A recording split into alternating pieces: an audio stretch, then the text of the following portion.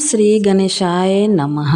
गुरु बृहस्पति की जय, विष्णु भगवान की जय। आप पर गुरु बृहस्पति की असीम कृपा बनी रहे। आप सबका अपने चैनल संस्कारी मार्ग पर स्वागत है। भगवान बृहस्पतिवार का दिन भगवान विष्णु को समर्पित है।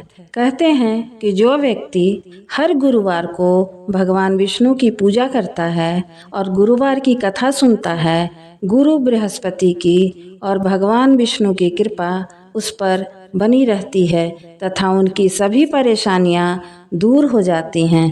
तो आइए सुनते हैं बृहस्पतिवार यानी गुरुवार की कथा।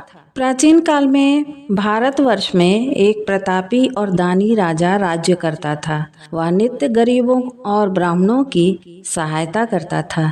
यह बात उसकी रानी को अच्छी नहीं लगती थी। वह न ही गरीबों को दान देती, न ही भगवान का पूजन करती थी और राजा को भी दान देने से मना करती थी। एक दिन राजा शिकार खेलने वन को गए हुए थे तो रानी महल में अकेली थी। उसी समय बृहस्पति देव साधु वेश में राजा के महल पर भिक्षा लेने के लिए गए और भिक्षा मांगी तो रानी ने भिक्षा देने से इनकार कर दिया और कहा, हे साधु, मैं तो दान पुण्य से तंग आ गई हूँ। मेरा पति सारा दिन धन लुटाते रहते हैं। मेरी इच्छा है कि हमारा धन नष्ट हो जाए, फिर न रहेगा बांस न बजेगी बांसुरी। साधु ने कहा, देवी तुम तो बड़ी विचित्र हो। धन संतान तो सभी चाहते हैं, पुत्र और लक्ष्मी तो पापी के घर भी होने चाहिए। यदि तुम्हारे पास अधिक धन है तो भूखों को भोजन दो, प्यासों के लिए प्याऊ बनवाओ, मुसाफिरों के लिए धर्मशालाएं खुलवाओ, जो निर्धन और कुंवारी कन्याएं हैं उनका विवाह करवाओ। ऐसे और कई काम हैं जिनके करने से तुम्हारा यश लोक परलोक में फैलेगा। परंतु रानी पर उपदेश का कोई प्रभाव न पड़ा। वह बोली, महाराज मुझे कुछ न समझाएं। मैं ऐसा धन नहीं चाहती जो हर जगह बांटती फिरूं। साधु ने उत्तर दिया, यदि तुम्हारी ऐसी इच्छा है तो तथास्तु। तुम ऐसा करना कि बृहस्पतिवार को घर लीपकर पीली मिट्टी से अपना सिर धोकर स्नान करना, भट्टी चढ़ाकर कपड़े धोना। ऐसा करने से तुम्हारा सारा धन नष्ट हो जाएगा। इतना कहकर वह साधु महाराज वहां से आलोप हो गए। साधु के कहे अनुसार रानी को केवल 3 बृहस्पतिवार ही बीते थे कि उसकी समस्त धन संपत्ति नष्ट हो गई। भोजन के लिए राजा का परिवार तरसने लगा। तब एक दिन राजा ने रानी से बोला कि हे रानी, तुम यहीं रहो, मैं दूसरे देश को जाता हूँ, क्योंकि यहाँ पर सभी लोग मुझे जानते हैं, इसलिए मैं कोई छोटा कार्य नहीं कर सकता। ऐसा कहकर राजा परदेश चला गया। वहाँ वह जंगल में लकड़ी काटकर लाता और शहर में बेचता। इस तरह वह अपना जीवन व्यतीत करने लगा। इधर राजा के परदेश जाते ही रानी और दासी दुखी रहने लगी। एक बार जब रानी और दासी को 7 दिन तक बिना भोजन के रहना पड़ा तो रानी ने अपनी दासी से कहा, हे दासी, पास की नगर में मेरी बहन रहती है, वह बड़ी धनवान है। तू उसके पास जा और कुछ लेके आ ताकि थोड़ी बहुत गुजर बसर हो जाए। दासी रानी के बहन के पास गई। उस दिन गुरुवार था और रानी की बहन उस समय बृहस्पतिवार व्रत की कथा सुन रही थी। दासी ने रानी की बहन को अपनी रानी का संदेश दिया, लेकिन रानी की बड़ी बहन कोई उत्तर नहीं दिया। जब दासी को रानी की बहन से कोई उत्तर नहीं मिला तो वह बहुत दुखी हुई और उसे क्रोध भी आया। दासी ने वापस आकर रानी को सारी बात बता दी। सुनकर रानी अपने भाग्य को कोसा। उधर रानी की बहन ने सोचा कि मेरी बहन की दासी आई थी, परंतु मैं उससे नहीं बोली, इससे वह बहुत दुखी हुई होगी। कथा सुनकर और पूजन समाप्त करके वह अपनी बहन के घर आई और कहने लगी, हे बहन, मैं बृहस्पतिवार का व्रत कर रही थी। तुम्हारी दासी मेरे घर आई थी, परंतु जब तक कथा होती है तब तक न तो उठते हैं और न ही बोलते हैं, इसलिए मैं नहीं बोली। कहो दासी क्यों गई थी? रानी बोली, बहन तुमसे क्या छिपाऊं, हमारे घर में खाने तक को अनाज नहीं है। ऐसा कहते कहते रानी की आंखों में आंसू भर आए। उसने दासी समेत पिछले 7 दिनों से भूखे रहने तक की बात अपनी बहन को विस्तार पूर्वक सुना दी। रानी की बहन बोली, देखो बहन, भगवान बृहस्पति देव सबकी मनोकामना को पूर्ण करते हैं। देखो, शायद तुम्हारे घर में अनाज रखा हो। पहले तो रानी को विश्वास नहीं हुआ, पर बहन के आग्रह करने पर उसने अपनी दासी को अंदर भेजा तो उसे सचमुच अनाज से भरा एक घड़ा मिल गया। यह देखकर दासी को बड़ी हैरानी हुई। दासी रानी से कहने लगी, हे रानी, जब हमको भोजन नहीं मिलता तो हम व्रत ही तो करते हैं, इसलिए क्यों ना इनसे व्रत की कथा की विधि पूछ ली जाए ताकि हम भी व्रत कर सके। तब रानी ने अपनी बहन से बृहस्पतिवार व्रत के बारे में पूछा। उसकी बहन ने बताया, बृहस्पतिवार के दिन चने की दाल और मुनक्का से विष्णु भगवान का केले के जड़ में पूजन करें तथा दीपक जलाएं, व्रत कथा सुने और पीला भोजन ही करें। इससे बृहस्पति देव प्रसन्न होते हैं। व्रत और पूजन विधि बताकर रानी की बहन अपने घर लौट आई। 7 दिन बाद जब गुरुवार आया तो रानी और दासी ने व्रत रखा। घुड़साल में जाकर चना और गुड़ ले आई, फिर उससे केले की जड़ तथा विष्णु भगवान का पूजन किया। अब पीला भोजन कहाँ से आए, इस बात को लेकर दोनों बहुत दुखी थे। चूँकि उन्होंने व्रत रखा था, इसलिए बृहस्पति देव उनसे प्रसन्न थे। इसलिए वे एक साधारण व्यक्ति के रूप को धारण कर 2 थालों में सुंदर पीला भोजन दासी को दे गए। भोजन पाकर दासी प्रसन्न हुई और फिर रानी के साथ मिलकर भोजन ग्रहण किया। उसके बाद वे सभी गुरुवार को व्रत और पूजन करने लगी। बृहस्पति भगवान की कृपा से उनके पास फिर से धन संपत्ति आ गई, परंतु रानी फिर से पहले की तरह आलस करने लगी। तब दासी बोली, देखो रानी, तुम पहले भी इस प्रकार आलस करती थी। तुम्हें धन रखने में कष्ट होता था, इस कारण सभी धन नष्ट हो गया और अब भगवान बृहस्पति की कृपा से धन मिला है तो तुम्हें फिर से आलस होता है। रानी को समझाते हुए दासी कहती है कि बड़ी मुसीबतों के बाद हमने यह धन पाया है, इसलिए हमें दान पुण्य करना चाहिए, भूखे मनुष्यों को भोजन कराना चाहिए और धन को शुभ कार्यों में खर्च करना चाहिए, जिससे तुम्हारे कुल का यश बढ़ेगा, स्वर्ग की प्राप्ति होगी और पितृ प्रसन्न होंगे। दासी की बात मानकर रानी अपना धन शुभ कार्यों में खर्च करने लगी, जिससे पूरे नगर में उसका यश फैलने लगा। एक दिन राजा दुखी होकर जंगल में एक पेड़ के नीचे आसन जमाकर बैठ गया। वह अपनी दशा को याद करके व्याकुल होने लगा। बृहस्पतिवार का दिन था। एकाएक उसने देखा कि निर्जन वन में एक साधु प्रकट हुए। वह साधु वेश में स्वयं बृहस्पति देवता थे। लकड़हारे के सामने आकर बोले, हे लकड़हारे, तुम इस सुनसान जंगल में चिंतामग्न क्यों बैठा है? लकड़हारे ने दोनों हाथ जोड़कर प्रणाम किया और उत्तर दिया, महाराज जी, आप सब कुछ जानते हैं, मैं क्या कहूँ। यह कहकर वह रोने लगा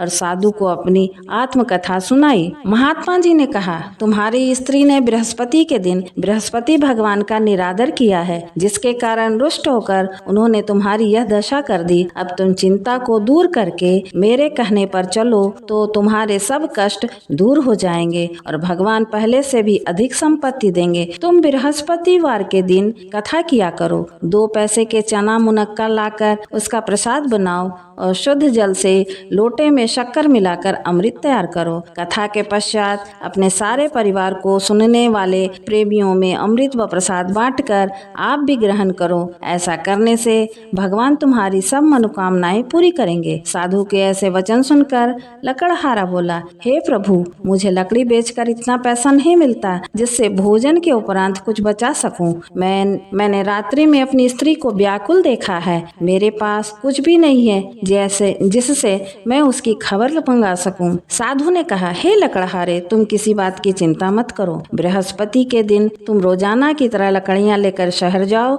तुमको रोज से दुगना धन प्राप्त होगा, जिससे तुम अब भली भांति भोजन कर लोगे तथा बृहस्पति देव की पूजा का सामान भी आ जाएगा। इतना कहकर साधु अंतर ध्यान हो गए। धीरे धीरे समय व्यतीत होने लगा। फिर वही बृहस्पतिवार का दिन आया। लकड़हारा जंगल से लकड़ी काटकर किसी शहर में बेचने को गया। उसे उस दिन और दिन से अधिक पैसा मिला। राजा ने चना गुड़ आदि लाकर गुरुवार का व्रत किया। उस दिन से उसके सभी कलेश दूर हुए। परंतु जब दोबारा गुरुवार के दिन आया तो बृहस्पतिवार का व्रत करना भूल गया। इस कारण बृहस्पति भगवान नाराज हो गए। उस दिन उस नगर के राजा ने विशाल यज्ञ का आयोजन किया तथा शहर में यह घोषणा करा दी कि कोई भी मनुष्य अपने घर में भोजन न बनावे, न आग जलावे, समस्त जनता मेरे यहाँ भोजन करने आवे। इस आज्ञा को जो न मानेगा उसे फांसी की सजा दी जाएगी। इस तरह की घोषणा संपूर्ण नगर में करवा दी गई। राजा की आज्ञा अनुसार शहर के सभी लोग भोजन करने गए, लेकिन लकड़हारा कुछ देर से पहुंचा, इसलिए राजा उसको अपने साथ घर लिवा ले गए और ले जाकर भोजन करा रहे थे तो रानी की दृष्टि उस खूंटी पर पड़ी जिस पर उसका हार लटका हुआ था। वह वहां दिखाई नहीं दिया। रानी ने निश्चय किया कि मेरा हार इस मनुष्य ने चुरा लिया है। उसी समय सिपाहियों को बुलाकर उसको कारागार में डलवा दिया। जब लकड़हारा कारागार में पड़ गया और बहुत दुखी होकर विचार करने लगा कि न जाने कौन से पूर्व जन्म के कर्म ने मुझे इस तरह का दुख प्राप्त हुआ है, और उसी साधु को याद करने लगा जो जंगल में मिला था। उसी समय तत्काल बृहस्पति देव साधु के रूप में प्रकट हुए और उसकी दशा को देखकर कहने लगे, अरे मूर्ख, तूने बृहस्पति देव की कथा नहीं करी, इस कारण तुझे दुख प्राप्त हुआ है। अब चिंता मत कर, उनसे तू बृहस्पति देव की पूजा करना, तेरे सभी कष्ट दूर हो जाएंगे। बृहस्पतिवार के दिन उसे 4 पैसे मिले। लकड़हारे ने कथा कही। उसी रात्रि को बृहस्पति देव ने उस नगर के राजा को स्वप्न में कहा, हे राजा, तुमने जिस आदमी को कारागार में बंद कर दिया है वह निर्दोष है, वह राजा है, उसे छोड़ देना। रानी का हार उसी खूंटी पर लटका है। अगर तू ऐसा नहीं करेगा तो मैं तेरे राज्य को नष्ट कर दूंगा। इस तरह रात्रि के स्वप्न को देखकर राजा प्रातःकाल उठा और खूंटी पर हार देखकर लकड़हारे को बुलाकर क्षमा मांगी तथा लकड़हारे को योग्य सुंदर वस्त्र आभूषण देकर विदा कर दिया। बृहस्पति देव की आज्ञा के अनुसार लकड़हारा अपने नगर को चल दिया। राजा जब अपने नगर के निकट पहुंचा तो उसे बड़ा आश्चर्य हुआ। नगर में पहले से अधिक बाग, तालाब, कुएं तथा बहुत सारी धर्मशाला, मंदिर आदि बन गई हैं। राजा ने पूछा, यह किसका बाग और धर्मशाला है? तब नगर के सब लोग कहने लगे, यह सब रानी और बांदी के हैं। तो राजा को आश्चर्य हुआ और गुस्सा भी आया। जब रानी ने यह खबर सुनी कि राजा आ रहे हैं तो उन्होंने बांदी से कहा, हे दासी, देख राजा हमको कितनी बुरी हालत में छोड़ गए थे। हमारी ऐसी हालत देखकर वह लौट न जाएं, इसलिए तू दरवाजे पर खड़ी हो जा। आज्ञानुसार दासी दरवाजे पर खड़ी हो गई। राजा आए तो उन्हें अपने साथ लिवा लाई। तब राजा ने क्रोध करके अपनी रानी से पूछा कि यह धन तुम्हें कैसे प्राप्त हुआ? तब उन्होंने कहा, हमें यह धन बृहस्पति देव के इस व्रत के प्रभाव से प्राप्त हुआ है। राजा ने निश्चय किया कि 7 रोज बाद तो सभी बृहस्पति देव का पूजन करते हैं। मैं प्रतिदिन दिन में 3 बार कहानी कहूँगा तथा व्रत किया करूँगा। अब हर समय राजा के दुपट्टे में चने की दाल बंधी रहती तथा दिन में 3 बार कहानी कहता। एक रोज राजा ने विचार किया कि चलो अपनी बहन के यहाँ हो आवें। इस तरह निश्चय कर राजा घोड़े पर सवार हो अपनी बहन के यहाँ को चलने लगा। मार्ग में उसने देखा कि कुछ आदमी एक मुर्दे को लिए जा रहे हैं। उन्हें रोककर राजा कहने लगा, अरे भाइयों, मेरी बृहस्पति देव की कथा सुन लो। वे बोले, लो, हमारा तो आदमी मर गया, इसको अपनी कथा की पड़ी है। परंतु कुछ आदमी बोले, अच्छा कहो, हम तुम्हारी भी कथा सुनेंगे। राजा ने दाल निकाली और जब कथा आधी हुई थी तो मुर्दा हिलने लग गया, और जब कथा समाप्त हो गई तो राम राम कह के मनुष्य उठकर खड़ा हो गया। आगे मार्ग में उसे एक किसान खेत में हल चलाता मिला। राजा ने उसे देखकर उससे बोले, अरे भैया, तुम मेरी बृहस्पतिवार की कथा सुन लो। किसान बोला, जब तक मैं तेरी कथा सुनूंगा तब तक 4 हरिया जोत लूंगा। जा अपनी कथा किसी और को सुनाना। इस तरह राजा आगे चलने लगा। राजा के हटते ही बैल पछाड़ खाकर गिर गए तथा किसान के पेट में भी बड़े जोड़ का दर्द होने लगा। उस समय उसकी माँ रोटी लेकर आई। उसने जब देखा तो अपने पुत्र की यह हालत उससे पूछी और बेटे ने सभी हाल कह दिया तो बुढ़िया दौड़ी दौड़ी उस घुड़सवार के पास गई और उससे बोली कि मैं तेरी कथा सुनूंगी, तू अपनी कथा मेरे खेत पर चलकर ही कहना। राजा ने बुढ़िया के खेत में चलकर कथा कही, जिसके सुनते ही बैल उठ खड़े हुए तथा किसान के पेट का दर्द भी बंद हो गया। राजा अपनी बहन के घर पहुंचा। बहन ने भाई की खूब मेहमानी की। दूसरे रोज प्रातःकाल राजा जगा तो वह देखने लगा कि सब लोग भोजन कर रहे हैं। राजा ने अपनी बहन से कहा, ऐसा कोई मनुष्य है जिसने भोजन नहीं किया हो? मेरी बृहस्पतिवार की कथा सुन ले। बहन बोली, हे भैया, यह देश ऐसा ही है। पहले यहाँ लोग भोजन करते हैं, बाद में अन्य काम करते हैं। अगर कोई पड़ोस में हो तो देख आऊं। ऐसा कहकर वह देखने चली गई, परंतु उसे ऐसा कोई व्यक्ति नहीं मिला जिसने भोजन न किया हो। अंततः वह एक कुम्हार के घर गई, जिसका लड़का बीमार था। उसे मालूम हुआ कि उसके यहाँ 3 रोज से किसी ने भोजन नहीं किया है। रानी ने अपने भाई की कथा सुनने के लिए कुम्हार से कहा। वह तैयार हो गया। राजा ने जाकर बृहस्पतिवार की कथा कही, जिसको सुनकर उसका लड़का ठीक हो गया। अब तो राजा की प्रशंसा होने लगी। एक रोज राजा ने अपनी बहन से कहा कि बहन, हम अपने घर को जाएंगे, तुम भी तैयार हो जाओ। राजा की बहन ने अपनी सास से कहा। सास ने कहा, हाँ चली जा, परंतु अपने लड़के को मत ले जाना, क्योंकि तेरे भाई को कोई औलाद नहीं है। बहन ने अपने भैया से कहा, हे भैया, मैं तो चलूंगी, पर कोई बालक नहीं जाएगा। राजा बोला, जब कोई बालक नहीं जाएगा तब तुम ही जाकर क्या करोगी? बड़े दुखी मन से राजा अपने नगर को लौट आया। राजा ने अपनी रानी से कहा, हम निर्वंशी हैं, हमारा मुंह देखने का धर्म नहीं है और कुछ भोजन आदि नहीं किया।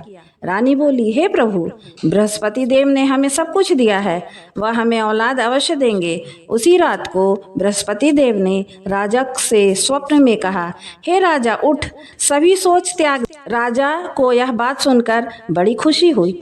9वें महीने में उस रानी के गर्भ से एक सुंदर पुत्र पैदा हुआ।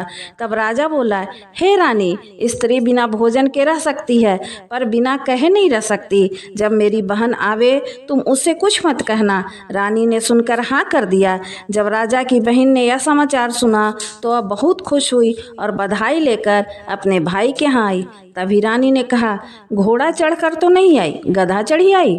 रानी की बहन बोली, हे भाभी, मैं इस प्रकार न कहती तो तुम्हें औलाद कैसे मिलती?